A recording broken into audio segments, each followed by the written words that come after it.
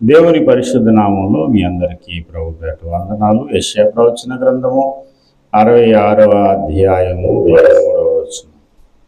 66:13. ఒకని తల్లి వానిని ఆదరించినట్లు నేను మిమ్మను ఆదరించదను, యెరూషలేములోనే మీరు ఆదరింపబడెదరు. దేవుడి పరిశుద్ధ వాక్యం ద్వారా మనందరితోనూ మాట్లాడినట్లుగా దేవుని యొక్క ఆత్మ సహాయం కొరకు చిన్న ప్రార్థన చేద్దాం. ప్రేమ కలిగిన మా యేసు నాయన, పరిశుద్ధ తండ్రి, సమయంలో నాతో ఉన్నటువంటి బిడ్డలందరితో మీరే మాట్లాడండి. తేటగా సూటిగా నీ స్వరం విని నీ సన్నిధిలో ఆనందించే భాగ్యం మాకు అనుగ్రహించండి. వ్యతిరేకంగా పనిచేసే సాతాను శక్తులను బంధించి పారద్రోలమని నీ వాక్కును మాకు పంపించమని యేసు నామమున వేడుకుంటున్నాం తండ్రి, ఆమేన్. ప్రభునందు ప్రియమైన దేవుని బిడ్డలారా, సాధారణంగా దేవుని గురించి చాలా ఉన్నతంగా మాట్లాడాలని ప్రయత్నం చేసి దేవుని గురించి ఉన్నతంగా ఊహించుకుని ఆఖరికి దేవునికి దూరస్తులైన వాళ్ళు చాలామంది ఉంటారు. దేవుణ్ణి ఉన్నతంగా ఊహించుకోవడం తప్ప అంటే తప్పు కాదు. ఆయన మహోన్నతుడు, దేవుడంట మహోన్నతుడు. ఆ మహోన్నతుడైన దేవుణ్ణి గురించి యెషయా గ్రంథం 57:15 ఇలా రాయబడింది: మహాగణుడు, మహోన్నతుడు, పరిశుద్ధుడును, నిత్య నివాసి అయిన వాడు ఈలాగు సెలవిచ్చుచున్నాడు, నేను మహోన్నతమైన పరిశుద్ధ స్థలములలో నివసించేవాడును. దేవుడెవరు? మహాఘనుడు, తర్వాత మహోన్నతుడు, తర్వాత ఆయన గురించి పరిశుద్ధుడు, నిత్య నివాసి అంటే నిత్యత్వము అనే దానిలో ఎల్లకాలము ఉండేటువంటి వాడు. నిత్యత్వము ఆయన కొనసాగుతూ ఉండేటువంటి వాడు, నిత్య నివాసి, పరిశుద్ధుడు, నిత్య నివాసి, మహాగణుడు, మహోన్నతుడు. ఈ పాట ఒకటి ఉంటుంది: మహాగణుడు, మహోన్నతుడు, పరిశుద్ధుడు, నిత్య నివాసి, ఉన్నత పరిశుద్ధ స్థలములలో నివసించువాడు. అంత గొప్ప దేవుడు. దేవుని గురించి మాట్లాడుట, దేవుని గురించి సంభాషించుట ఎందుకంటే మంచి టాపిక్, ఎందుకంటే గొప్ప టాపిక్ ఇంకేది లేదు. ఉదయం లేచిన కాడి నుంచి ఎన్నో విషయాలు మాట్లాడుకుంటాం, కానీ దేవుని గూర్చి మాట్లాడుకొనుట, దేవుని గూర్చి ధ్యానించుట అది సుందరమైనటువంటి అంశము, అత్యంత ప్రాముఖ్యమైనటువంటి సంగతి. దేవునిని గూర్చి మాట్లాడుకోవడమే కాదు, జస్ట్ మనసులో ఆ దేవుని గూర్చిన తలంపులు, ఆయనను గూర్చిన ధ్యానము ఎలా ఉంటుంది అంటే, కీర్తనల గ్రంథము 63వ కీర్తన 4వ చరణం. 63వ కీర్తన 4వ చరణం. నా మంచం మీద నిన్ను జ్ఞాపకం చేసుకుని రాత్రి జాముల యందు నిన్ను ధ్యానించున్నప్పుడు. ఏం చేసినట్టట? ధ్యానించినప్పుడు. ధ్యానం అంటే మాట్లాడడం కాదు, మనసులో పదే పదే ఒకే విషయాన్ని గూర్చి ఆలోచించుట. దేవుని గురించి ఆలోచిస్తున్నప్పుడట ఈయనకి ఏం దొరికినట్టుందట? క్రొవ్విన మెదడు దొరికినట్టుందట. వెజిటేరియన్ తినే వాళ్లకు బైబిల్లో కొన్ని వచనాలు అర్థం కావు. కేవలం మేము నాన్ వెజ్ తినమండి, వెజిటేరియన్ మాత్రమే, మేము కూరగాయలు మాత్రమే తింటాం అనుకునే వాళ్ళకి బైబిల్ అంతగా అర్థం కాదు. కాయగూరలు తినే వాళ్ళకి బాగా అర్థమవుతుంది. ఏమన్నాను నేను? కూరగాయలు తినేవాడికి అంత అర్థం కాదు, కాయగూర తినాలి. కాయగూర వేరు, కూరగాయ వేరే అంటే అవును వేరే. బెండకాయ, ఆనపకాయ, ఈ కాయలన్నీ కూరగాయలు. కాయగూరలు అంటే తలకాయ కూర, కందనకాయ కూర, ఆ కాయగూర అనమాట. అది కాయగూర, ఇది కూరగాయ. కూరగాయ తిన్నవాడికి బైబిల్లో ఉన్న కొన్ని వచనాలు రుచించవు, దాని టేస్ట్ తెలియదు. కొంచెం నాన్ వెజ్ తినే అలవాటు ఉన్నవాడికైతే ఈ వచనం బాగా అర్థమవుతుంది. రాత్రి జాములలో దేవుణ్ణి ధ్యానం చేస్తుంటేనంట ఎలా ఉందంటే క్రొవ్విన మెదడు తిన్నట్టుందట. మేక తలకాయ మాంసం తింటారు కొంతమంది, నేను కూడా తింటాను, చాలా రుచిగా ఉంటుంది. కానీ కొంతమందికి ఆ తలకాయ దుమ్ములు అవన్నీ చూసి మొత్తం ఎగటొచ్చేసి మొత్తానికి మెంటలేకపోతుంది, అది తినలేరు. దేడు సార్ అన్నీ మూలుగు దుమ్ములు, ముక్కు దుమ్ములు, ఆ దుమ్ములు పులిసేటి, అందులో చాలా కష్టమైనటువంటి తిండి, ఏదో రాక్షసులు తిన్నట్టు అనుకుంటారు. కానీ అది కూడా చాలా రుచికరమైంది. అందులో తలకాయ మాంసంలో కల్లా బాగా రుచి అయింది ఏంటంటే మెదడు తినడానికి కొంతమంది ఇష్టపడరు. కానీ కొంచెం టేస్ట్ చూసిన తర్వాత, అది వండేలా వండితే ఆ టేస్ట్ చూసిన తర్వాత మరలా అసలు కొంతమంది తలకాయ మాంసం తినేది దేనికోసం అంటే మెదడు కోసమే తింటారు. అదో రకమైనటువంటి టేస్ట్. ఎలా ఉంటుందంటే తింటేనే తెలుస్తుంది. ఆ అద్భుతమైన రుచి మిగతా మీట్ తింటే రాదు. మిగతా మాంసం తిన్నప్పుడు రాని రుచి, ఆ జిహ్వానందం అండి, ఆ టేస్ట్ అనేది వేరే పార్ట్లో దొరకదు, కేవలం మెదడులోనే దొరుకుతుంది. దేవుని గురించి ధ్యానం చేసినప్పుడట భక్తుడికి ఆ క్రొవ్విన మెదడు దొరికినట్టు, ఆ క్రొవ్విన మెదడు తిన్నప్పుడు ఎలాంటి అనుభూతి కలుగుతుందో అటువంటి అనుభూతి కలుగుతుందట.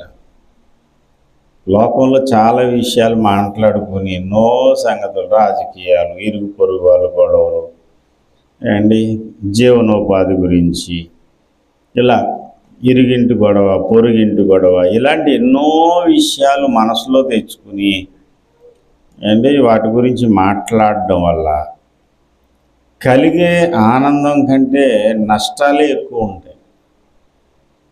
ఎవరి విషయాల్లో ఇంకోళ్ళ దగ్గర మాట్లాడాం అనుకోండి, వాళ్ళు వినేటప్పుడు బాగానే వింటారు, తిన్నగా తీసుకెళ్ళి వాళ్ళకి చెప్తారు, నీ గురించి వాళ్ళు ఇలా మాట్లాడుకుంటున్నారు అని. చెప్పేటప్పుడు ఊరికినే చెప్పరు, కొంచెం వడ్డీ కూడా వేస్తారు అందులో. నువ్వు చెప్పిన దానికి కొంచెం తాలింపు. ఎప్పుడైనా ఒక మాట ఒక వ్యక్తి నుంచి ఇంకో వ్యక్తికి వెళ్ళేసరికి అది రూపాంతరం చెందుతుంది. ఎప్పుడు సేమ్ టు సేమ్ ఉన్నట్టు చెప్పడం అనేది సాధ్యం కాదు. కాబట్టి కొన్ని తీసేస్తారు, కొన్ని కల్పిస్తారు, మొత్తానికి అక్కడ తీసుకెళ్ళి అంటిస్తారు. కొన్ని తీసేసి కొన్ని కల్పించి అక్కడ తీసుకెళ్ళి అంటిస్తే వాళ్ళకి అప్పటి వరకు నీ మీద ఉన్న ప్రేమ అంతా పోయి కోపంగా గుడ్లు ఇరవడం మొదలు పెడతారు. ఎవరెవరిని కూర్చో మాట్లాడుకుంటే కలిగేది నష్టమే తప్ప లాభం కాదు. దేవుని గూర్చి మాట్లాడితే కలిగేది ఎల్లప్పుడూ ఆనందం, ఎల్లప్పుడూ సంతోషం. అందుకని దినమంతా దేవుని గూర్చి మాట్లాడడం, ఆయన కీర్తిని, ఆయన ప్రభావ వర్ణనలతోనూ నా నోరు నింపబడింది, ఇంకంతకంటే గొప్ప విషయం లేదని చెబుతాడు భక్తుడు, కీర్తనకారుడు. దినమంతా దేవుని గూర్చినటువంటి ధ్యానము, ఆయన గూర్చిన ప్రశంస, కీర్తి, దీనితో నిండిపోయిందట తన నోరు. దయచేసి 71వ కీర్తన 16వ వచనం. ప్రభువైన యెహోవా యొక్క బలత్కార్యములను బట్టి నేను వర్ణింప మొదలుపెట్టెదను. నీ నీతిని మాత్రమే నేను వర్ణించెదను. ఇంతవరకు నీ ఆశ్చర్య కార్యములను నేను తెలుపుచునే వచ్చి తిని. దేవుని యొక్క ఆశ్చర్య కార్యాలు తెలుపుతూనే వచ్చాడు. 15లో నీ నీతిని నీ రక్షణను నా నోరు దినమెల్ల వివరించును, అవి నాకు ఎన్న సఖ్యము కావు. దినమంతా వర్ణిస్తున్నాడు. దేన్నయ్యా అంటే దేవుని నీతిని, దేవుని ప్రభావం. రోజంతా ఇదే పని. నోరు తెరిచాడా దినమంతా దేవుణ్ణి వర్ణిస్తాడు. అందుకనే ఎవరెవరిని కూర్చో మాట్లాడుకుంటే వచ్చే కష్టాలు నష్టాలే తప్ప దేవుని గూర్చి మాట్లాడితే మన మనస్సు నెమ్మదితోనూ సంతోషంతో నింపబడిపోద్ది. హృదయానందముతో సంతోషంతో మనం నింపబడతాం. అంటే దేవుని గూర్చిన తలంపు, దేవుని గూర్చినటువంటి ఆలోచన ఎలాంటిది అంటే, భక్తుడు బెర్క్మెన్స్ గారు ఒక పాటలో చెప్తారు, యేసయ్యను గూర్చిన తలంపట మనసులోకి రాగానే ఏమైందంటే హృదయము తుల్లేనమ్మా స్తోత్రం అని చెప్పాను. హృదయంలోకి దేవుని గూర్చిన తలంపు రాగానే తుళ్ళుబడింది హృదయం. ఆ కుతూహలంతో ఆనందంతో హృదయం పొంగిపోతే ఆటోమేటిక్గా నోట్లో నుంచి ఏమని వచ్చిందంటే స్తోత్రం తండ్రి, దేవునికి స్తోత్రం కలిగి. అందుకేనండి అనవసరంగా ఎవరిని గూర్చి అవసరాన్ని గూర్చి కూడా మాట్లాడడం కంటే ఎంత మాట్లాడడం తగ్గించేస్తే అంత మంచిది. ఏదో ఉండబెట్టలేక మౌనంగా ఉండలేక ఏమో బాగున్నావా ఏంటి అని అడుగుతాం, కానీ ఒక్కోసారి అది అడగడం మానేయాలనిపిస్తుంది. బాగున్నారా అని అడిగామనుకోండి, కొంతమందికి పాస్టర్ గారు ప్రత్యేకంగా బాగున్నారా అని అడుగుతున్నారేంటి అంటే మేము బాగోకూడదని కానీ ప్రార్థన చేస్తారేంటి? నాకు ఎందుకు అనుమానం వస్తుంది, మేము పోవాలని నాశనం అయిపోవాలని ప్రార్థన చేస్తున్నట్టున్నారు. అందుకే బాగున్నారా దానికి మళ్ళీ సాగదీస్తారు. బాగున్నారా బాగున్నారా అంటే ఏంటి? మేము బాగోకూడదని. ఇంక ఇలాగ ఉంటుంది మనుషుల పద్ధతి. కొన్నిసార్లు నాకు బాగా చిరాకు వచ్చి ఎవరితో మాట్లాడకూడదు. అసలు ఎవరితో మాట్లాడినా నేను నోరు తెరిస్తే చాలు వివాదం కలుగుతుంది అంటాడు. 39వ కీర్తన మొదటి చరణంలో నా నాలుకతో పాపము చేయకుండానట్లు నా పెదవుల ద్వారమునకు కాపు పెట్టుకుని చదువుతారా?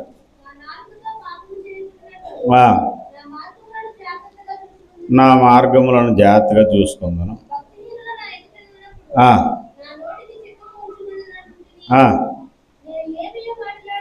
నేను ఏమీ మాట్లాడక మౌనంగా ఉన్నాను.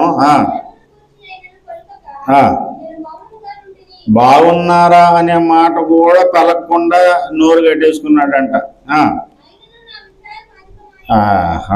దేవుని స్తోత్రం. పరిస్థితి చూడండి ఎలా ఉందో. బాగున్నారా అని కూడా అడగకపోయినా సరే ఏమైందంటే దీనికి విచారం ఎక్కువైందంట. నా గుండె నాలో మండుచూ ఉండెను.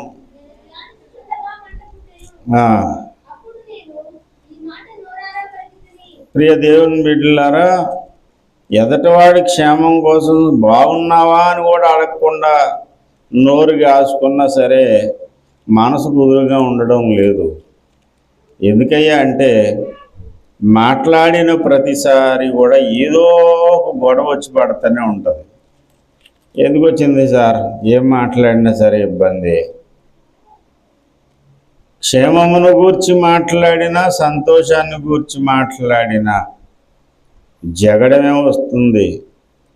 ఇర్మియా గ్రంథం 15వ అధ్యాయము 10వ వచనం, అయ్యో నాకు శ్రమ నా తల్లి, జగడమాడువానిగాను దేశస్థులతో కలహించువానిగాను నీవేళ నన్ను కంటివి. వడ్డీకి నేను బదులియలేదు, వారు నాకు బదులిచ్చిన వారు కారు, అయినను వారందరూ నన్ను శపించుదురు. నాకు వాళ్ళకి ఏమి లావాదేవీలు లేవు. నేను వాళ్ళకి ఇచ్చింది లేదు, వాళ్ళు నాకు ఇచ్చింది కూడా ఏమీ లేదు. కానీ ఏం జరుగుతుందని అంటే వారు నన్ను శపిస్తూ ఉన్నారు. నేను నోరు తెరిచిన ప్రతిసారి తప్పు జరుగుతుందని హెచ్చరించవలసి వస్తుంది. ఇంక అక్కడ కలిగేది ఏంటంటే వివాదము, గొడవ తప్ప మంచిదేమీ రావడం లేదు. ఇది నా పరిస్థితి. మాట్లాడకుండా నోరు మూసుకుని కూర్చోలేను, మాట్లాడడానికి నోరు తెరిస్తేనేమో గొడవ వస్తుంది. అందుకు నా పరిస్థితి ఎలా ఉందంటే, సంతోషించు వారి సమూహముతో నేను కూర్చుండలేదు, నేను ఉల్లసింపలేదు. కడుపు మంటతో నీవు నన్ను నింపి ఉన్నావు గనుక నీ హస్తమును బట్టి నేను ఏకాకినయుంటిని అంటాడు 17వ వచనం. ఏకాకి అయిపోయాడు. నోరు తెరుస్తున్నప్పుడల్లా గొడవ వస్తుంది. నోరు తెరవకుండా మూసుకుంటే లోపల అగ్నిలా మండుతున్నాయి. వాడికి ఈయనకి ఏ విధమైన లావాదేవీలు లేవు, ఇచ్చిపుచ్చుకోవడాలు లేవు. కానీ నోరు తెరిచిన ప్రతిసారి వివాదం, శాపాలు, గొడవలు, ఇవే పరిస్థితులు వస్తున్నాయి. కాబట్టి అందుకనే ఏ మనిషితో కూడా ఎక్కువ మాట్లాడడం కంటే ఎక్కువ నోరు మూసుకుని ఉండడం మంచిది.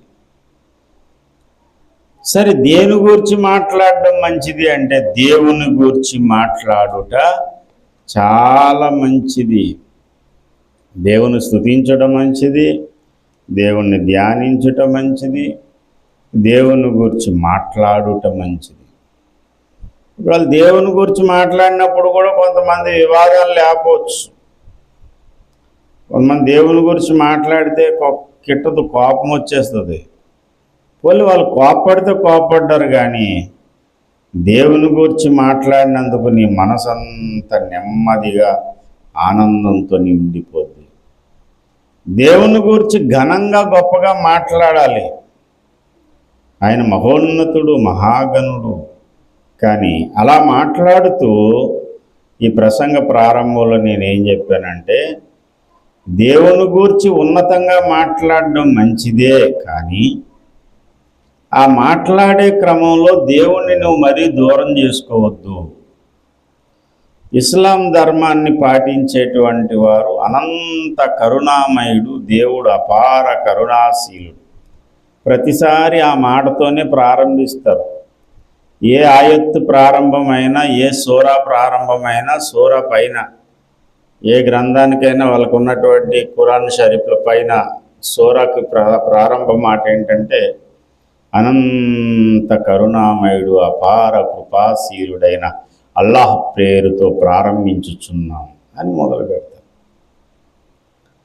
అల్లాహ్ పేరుతో ప్రారంభిస్తున్నాం. ఆయన అనంత కరుణామయుడు, అనంత కరుణామయుడు, అపార కృపాశీలుడు. ఆయన యజమానుడు. అల్లాహ్ మాలిక్ హై, మాలిక్ ఆయన యజమానుడు. మనం ఎల్లప్పుడూ ఆయనకు దాసులము, దాసీలమే.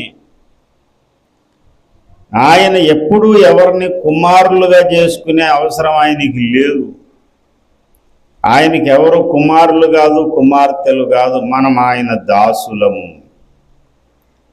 దేవుని గొప్పగా ఊహించుకుని గొప్పగా మాట్లాడుతున్నాం అనుకుంటూనే దేవుని గురించి వారికి తెలియని సంగతులు, వారు గ్రహించని సంగతులు వారు మాట్లాడుతూ ఉన్నారు. వాస్తవానికి ఖురాన్ షరీఫ్ చదివేటువంటి ఇస్లాం సోదరులకు ఖురాన్ షరీఫే ఒక దారి చూపెడుతుంది.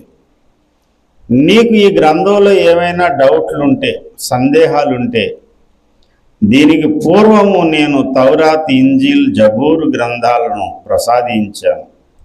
ఆ గ్రంథాలను నువ్వు పరిశీలించు. తౌరాత్ అంటే ధర్మశాస్త్రం. ధర్మశాస్త్ర గ్రంథాన్ని ఇచ్చాను మూసాకి, అంటే మోషేకి నేను ధర్మశాస్త్రం ఇచ్చాను. జబూరు గ్రంథమును దావీదుకి ఇచ్చాను. కీర్తనల గ్రంథం జబూర్ అంటే. ఇంజీల్ అంటే సువార్తలు. ఈ గ్రంథాలు నేను ఇచ్చాను.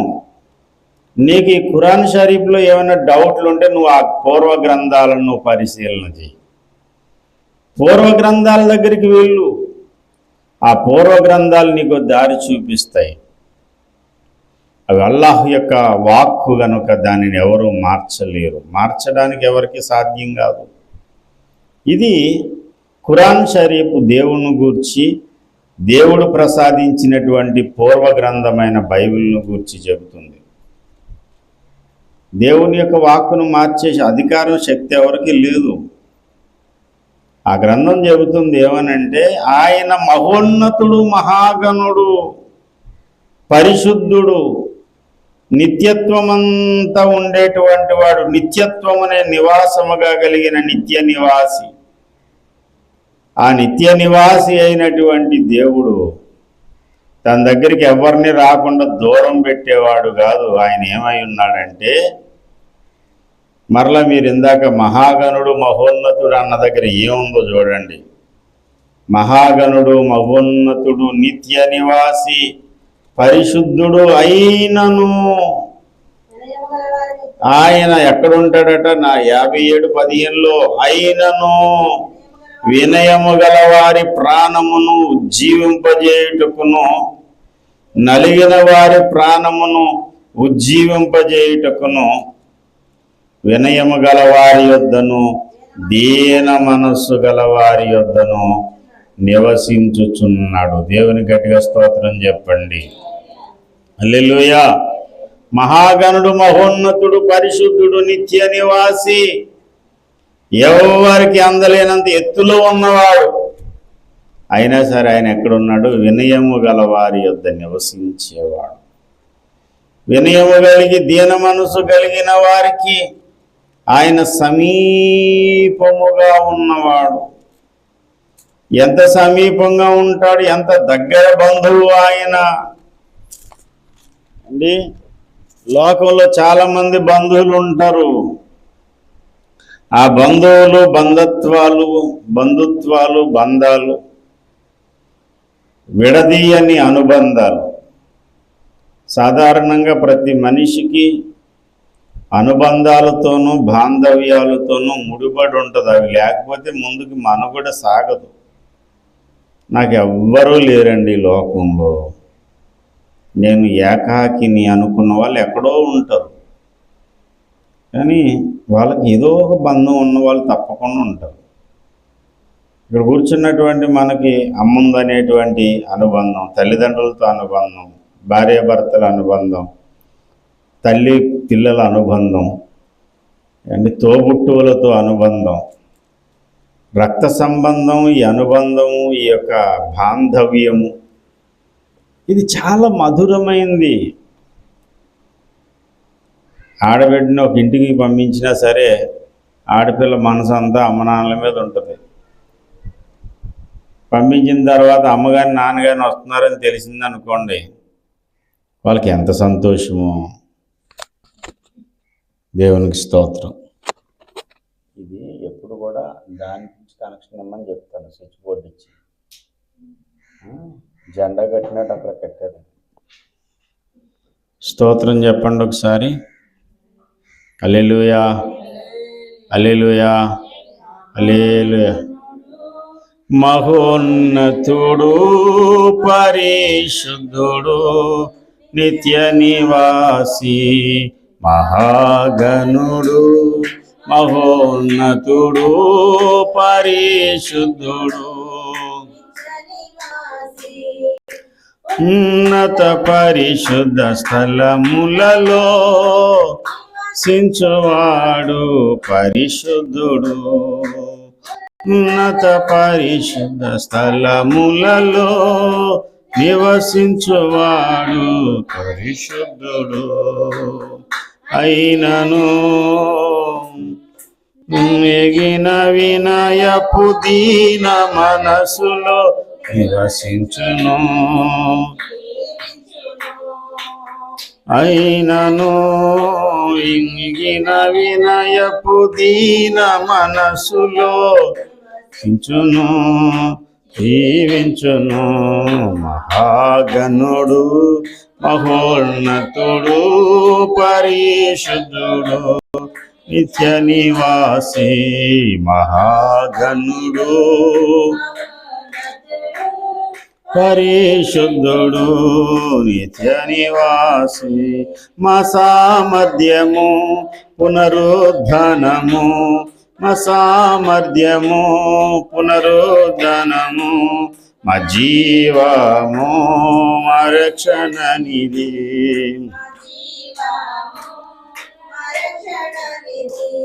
మహాగణుడు మహోన్నతుడు పరిశుద్ధుడు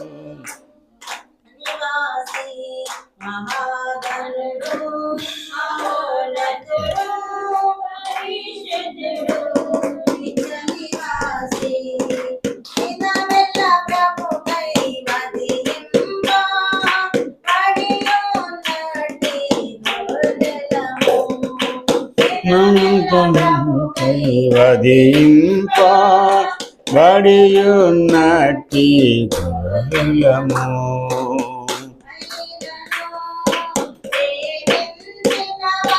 ప్రేమను బాటి దితిమి విజయము అయినను ప్రేమించిన వాని ప్రేమను బాటి పొందితిమి విజయమును మహాగణుడు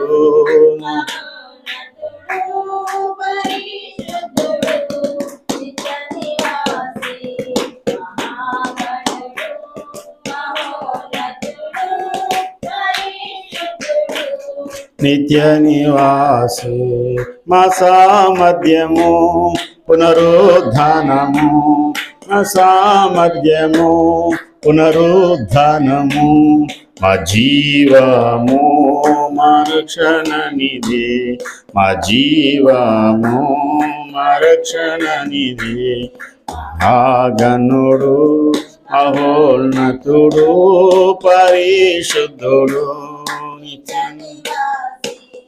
మహాగణుడు మహోన్నతుడు పరిశుద్ధుడు నిత్య నివాసి మహాగణుడు. హల్లెలూయా. మహాగణుడు మహోన్నతుడు పరిశుద్ధుడు నిత్య నివాసి. కానీ ఆయన ఏం చేస్తున్నాడంటే అందరికీ సమీపం ఉండడానికి ఇష్టపడుతున్నాడు. ఈ లోకంలో ఎన్నో అనుబంధాలు బాంధవ్యాలను బట్టి మనం మురిసిపోతాం. అత్తారింటికి వెళ్ళిన తర్వాత ఆడబిడ్డకి తల్లిదండ్రులు ఇంటికి వస్తారంటే ఎంత మురిసిపోతారు.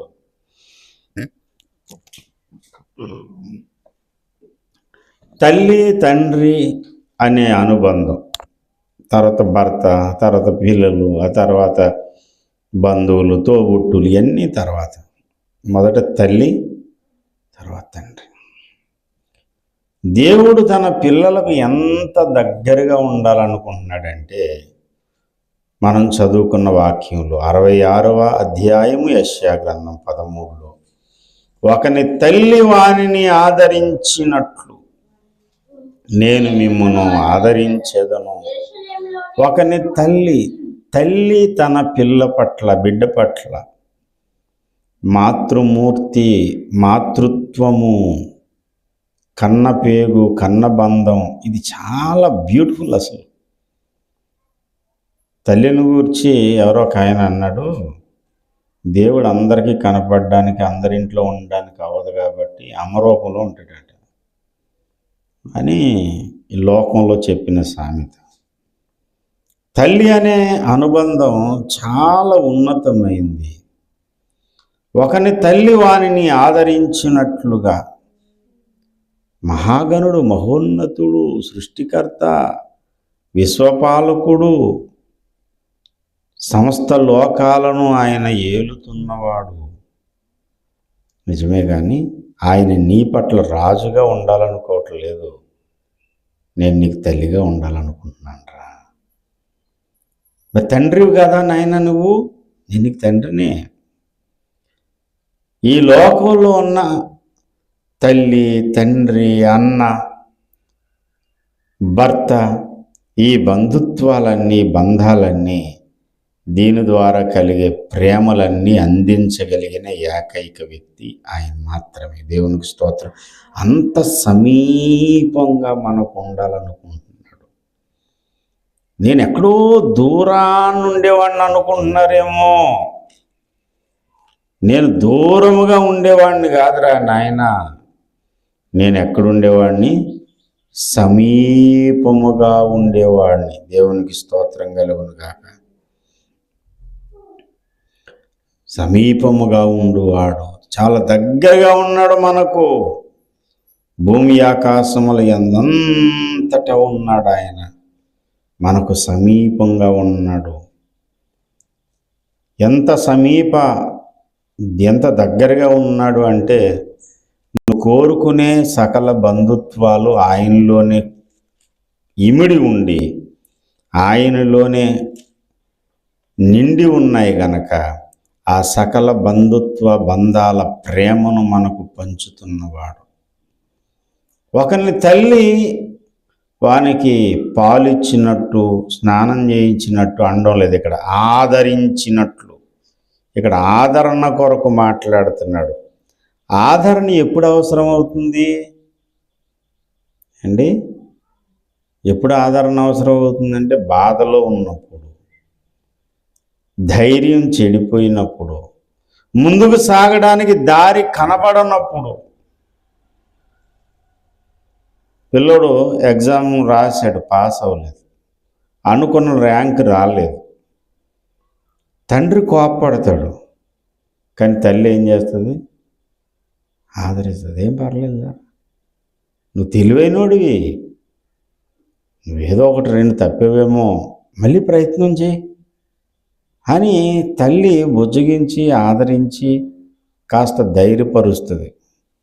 కొంతమంది తల తెక్కువ వాళ్ళు ఉంటారు తప్ప మిగతా వాళ్ళు ఎవరైనా సరే, తల్లి అనేటువంటి స్థానం ఎలాంటిదంటే, ఎంత దయనీయమైన పరిస్థితిలోకి వచ్చేసిన బిడ్డకు సపోర్ట్గా నిలబడుతుంది. ఆడపిల్లకైనా మగోడికైనా తల్లి. తండ్రి ఆ మాత్రం స్ట్రిక్ట్గా లేడనుకోండి, ఇంకా లోపు చేసేస్తారని పిల్లలు. తండ్రి కొంచెం స్ట్రిక్ట్గానే ఉండాలి. ఆ స్థానంలో తల్లి భర్తీ చేస్తుంది బిడ్డకి. ఏం పర్లేదు, నేను మీ నాన్నతో చెప్తానులే, మళ్ళీ మళ్ళీ ఎగ్జామ్ రాద్దు. అంతేకాకుండా బిడ్డకి రివర్స్లో పట్టింది అనుకోండి, నీకు ఏది రాదో నీ బ్రతికింతే, నువ్వు సేనోడురా, నీ మీద సేను ఉంది, నెల తక్కువడా, నీ బ్రతికింతేరా అని మొత్తం గాలి తీసింది అనుకోండి, తల్లే గాలి తీసింది అనుకోండి, వాడు ఇంకెక్కడికి చెప్పుకోవాలి, ఎవరికి చెప్పుకోవాలి, ఎలా బ్రతకాలి, ఎవరికి చెప్పుకోవడానికి ఉండదు. ఆదరించేటువంటి స్థానం తండ్రి కంటే ఎక్కువ తల్లికే ఉంది. ఒకని తల్లి వానిని ఆదరించినట్లు నేను మిమ్మల్ని ఆదరిస్తాను. ఆదరణ కరువై, బ్రతుకు భారమై, నడవడం కష్టమైనప్పుడు ప్రభు చెబుతున్నాడు. ఏమనంటున్నాడు తెలుసా? మీ యొద్దకు దానిని రాజేతును, మీరు చంకను ఎత్తుకొనబడెదరు. దేవునికి స్తోత్రం. 12వ వచనంలో మీరు చంకన ఎత్తుకోబడతారు, మోకాళ్ళ మీద ఆడింపబడెదరు. ఒకని తల్లి వారిని ఆదరించినట్లు మేము నిన్ను ఎక్కడ ఆదరిస్తావు ప్రభువా? యెరూషలేములోనే, మీరున్న చోటే నేను మిమ్మల్ని ఆదరిస్తాను. వేదన ఎక్కువై, శ్రమ ఆవరించి, ఏదో బ్రతుకు భారమే, కొన్నిసార్లు చాలా వేదన అనిపిస్తుంది మనసుకి. ఇంకెవరికి చెప్పుకోలేక నువ్వు ఏడుస్తూ ఉంటావు. హృదయం కృంగిపోయి తెలియని భారం ఆవరించి, ఎందుకు అంత భారం వచ్చేస్తుందో తెలియదు, ఎందుకు గుండె అంత బరువైపోయిందో తెలియదు. ఆదరణ కరువైపోయిన పరిస్థితుల్లో, కృంగిన స్థితిలో ఉన్నవారిని ప్రభువు చెబుతున్నాడు, మీరు చూడగా మీ హృదయము ఉల్లసించును. 14 మీ ఎముకలు లేత గడ్డి వలె బలియును. యెహోవా హస్తబలము ఆయన. దేవునికి స్తోత్రం కలుగును గాక. హల్లెలూయా. మీ ఎముకలు లేత గడ్డిలా బలుస్తాయి. మీరు చూచుచుండగా మీ హృదయాల్లో ఉల్లాసం. ఎంత ధైర్యం కోల్పోయావో, ఎంత వేదన ఆవరించదు. కొన్నిసార్లు మన కుటుంబ పరిస్థితులు, మన ఆర్థిక స్థితిగతులు చాలా కృంగదీసేస్తాయి. ఏమైపోతాం ఏంటో, అసలు ఈ సమస్యలోంచి బయటకు వస్తామంటావా? అసలు బయటకు వచ్చేది ఏమైనా కనపడుతుందా? ఈ బాధ ఎవరికన్నా చెప్పుకున్నాం అనుకోండి, వాళ్ళు వాదార్చడం మాట పక్కన పెట్టు, మళ్ళీ సూటిపోటి మాటలు మాట్లాడతారు. ఎవడు చేసుకోమన్నాడు? నువ్వు చేసుకున్నదే నీకు అనుభవించను. నీకు చెప్పారు ఎవడన్నానా? ఏమో నా భర్త వల్ల నాకు చాలా పోరాటంగా ఉంది. మరి అప్పుడే చెప్పాను నీకు, చూసుకుని చేసుకోమని చెప్పాం. అలాంటి తాగుబోతుని చేసుకుంటే ఇంకేమవుతుంది? ఇలాగ ఉంటుంది. ఇలాగ సూటిపోటి మాటలు మాట్లాడే వాళ్ళు ఎక్కువ, కానీ నేను ఓదార్చే వాళ్ళు ఎవరో ఉండరు.